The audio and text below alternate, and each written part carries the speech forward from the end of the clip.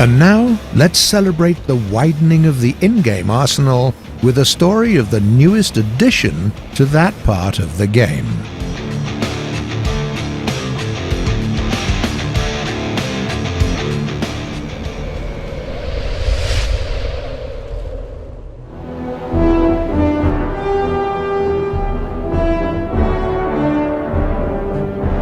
The idea of a guided projectile was born probably when an ancient human threw a stone for the first time. Homing arrows and spears were just a fantasy for centuries. But when the radio was invented, enthusiastic engineers thought, if we can transmit signals through wireless telegraph, what stops us from creating machines that can be controlled by utilizing said signals? You know what? Nothing really, said Nikola Tesla, and demonstrated his remotely controlled ship model in 1898. After that, things quickly got out of hand. Scientists were captivated. Experiments ran wild. Ships, automobiles, tanks, planes, humans sought new applications for radio signals. Only the bulkiness of equipment and its cost held our curiosity back. However, both of those things were improving at a hefty pace, so by the 1930s, the radio equipment was optimized enough to finally fulfill that centuries-old fantasy, magical homing weapons, namely guided bombs and rockets. Scary dream came true. In reality, the implementation of the guided shells wasn't nearly as triumphant as it sounds. Schematics were tough to develop, even more so to actually make them work, no matter how much private and governmental manpower was thrown at the task. Transmitting and receiving equipment was imperfect.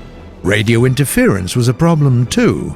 The shells weren't stable in flight without compact gyro stabilizers and unique empennage. Lastly, there was one more, almost laughable matter to attend to. The operators who guided the shells were quickly losing sight of them. After all, the bombs are usually dropped from a pretty high altitude, and oh dear, how many things did engineers try to fix that? Absurdly expensive nose cameras, installing tracers into the bomb's tail, and many other curios, weird and alike. According to widespread opinion, the German attempts at guided bombs were on the cutting edge of this weapons race. Well, actually the USA were the true pioneers here.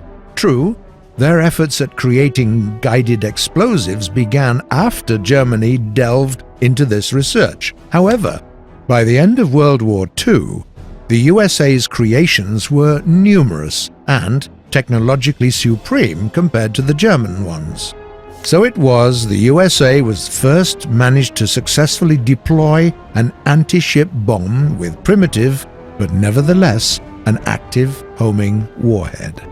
But Germany caught up shortly after.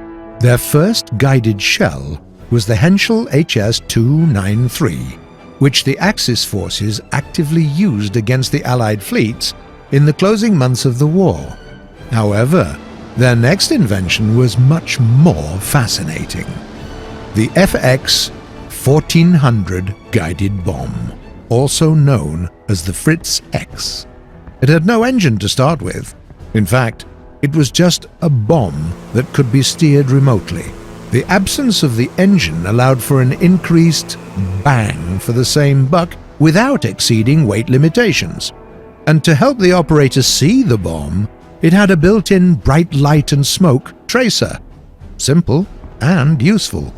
German pilots still mostly preferred using the Henschel HS-293, but it was the Fritz X which became famous after the Axis successfully deployed it to sink the Italian battleship Roma.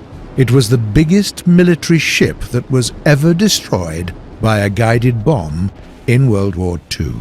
On top of that, the Fritz X was the only mass-produced guided bomb that could be controlled through wired signals. As the inevitable arrival of naval battles to war thunder is imminent, we think it's just about time to arm the planes with efficient, guided anti-ship weapons that could be used from safe distances. You know, without the risk of getting turned into Swift's cheese by an AA gun battery. The Fritz X was not the first guided bomb in the world, but it is the first guided bomb that featured in the shooting range. So, it's got that going for it, which is nice.